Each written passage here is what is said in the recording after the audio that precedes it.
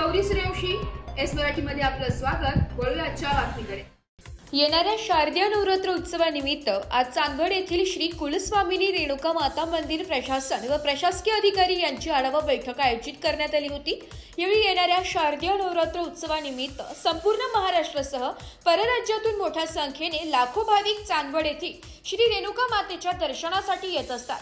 या येणाऱ्या भाविकांसाठी शांततेत व भक्तिमय वातावरणात दर्शन मिळावे यासाठी सोयी सुविधा मिळाव्यात म्हणून मंदिर प्रशासन, महसूल विभाग, पोलीस विभाग, चांदवड नगर परिषद, वैद्यकीय अधिकारी, महावितरण अधिकारी तसेच वाहतुकीसाठी सोमाटोल कर्मचारी यांची संयुक्तरित्या आढावा बैठक पार पडली। यावेळी चांदवडचे प्रांत अधिकारी कैलास कडलक, तहसीलदार मंदार कुलकर्णी, मंदिर व्यवस्थापक सुभाष पवार यांनी अधिक माहिती दिली आहे।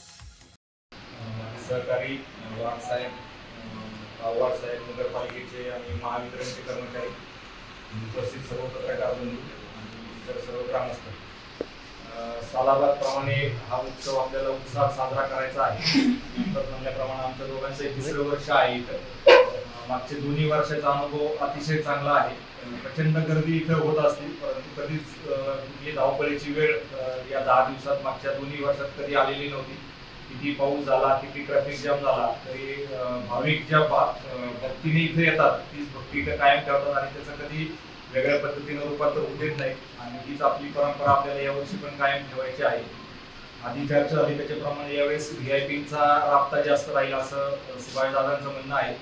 त्या दृष्टीनं पीआय साहेबांनी चांगली तयारी केलेली आहे आणि ओव्हरऑलच सगळ्या भाविकांचं दर्शन सुलभ व्हावं याच्यासाठी पार्किंग हा महत्त्वाचा विषय असतो आणि सुलभ इथपर्यंत येणं आणि इथून परत जाणं ती तयारी साहेबांनी चांगली केलेली आहे।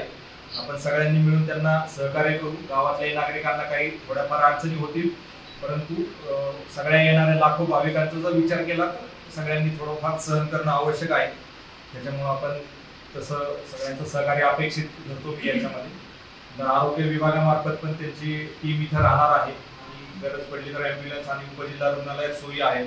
नगरपालिका प्रशासनामार्फत पण स्वच्छता, पाण्याची सोय या गोष्टींची त्यांनी ग्वाही दिलेली आहे आणि इमर्जन्सी लाईट जाणार नाही याची महावितरणवाले दक्षता घेतील, परंतु नाईलाज झाला, वातावरण आहे, काही झालं तर त्यांचाही नाईलाज आहे। त्यावेळेस आपला जनरेटर बॅकअप पण आहे, परंतु जरी लाईट गेली तरी ती वेळेत रिस्टोर होईल एवढा प्रयत्न आपल्याला करावा लागेल। बाकी सगळं कार्य वाहून न्यायला देवी समर्थ आहे, त्यामुळे आपण सगळे प्यादे आहोत त्यातले। त्यामुळे माता सगळं नवरात्र उत्सवाचा सगळ्यांना आनंद घेता येईल अशा पद्धतीचं नियोजन सगळ्यांकडून होईल आणि काही अडचणी आल्या तर आपण सगळ्यांची एकमेकांना मदत करून त्याच्यातून मार्ग काढू आणि हा यात्रा उत्सव दरवर्षीप्रमाणे उत्साहात साजरा होईल अशी आपण प्रार्थना करू।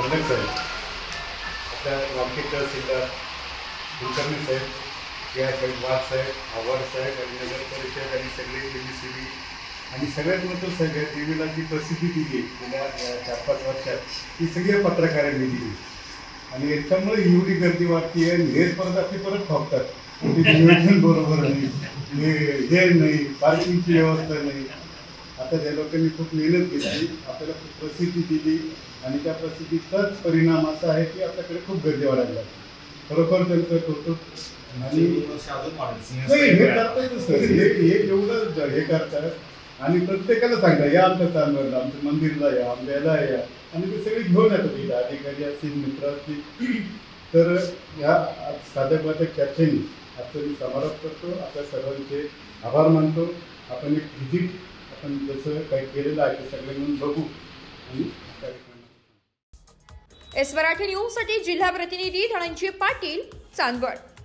अशाच नवीन ताज्या घडामोडी जाणून घेण्यासाठी आमच्या एस मराठी न्यूज चॅनलला लाईक करा, शेअर करा, सबस्क्राईब करा आणि बेल आयकॉनला क्लिक करायला विसरू नका।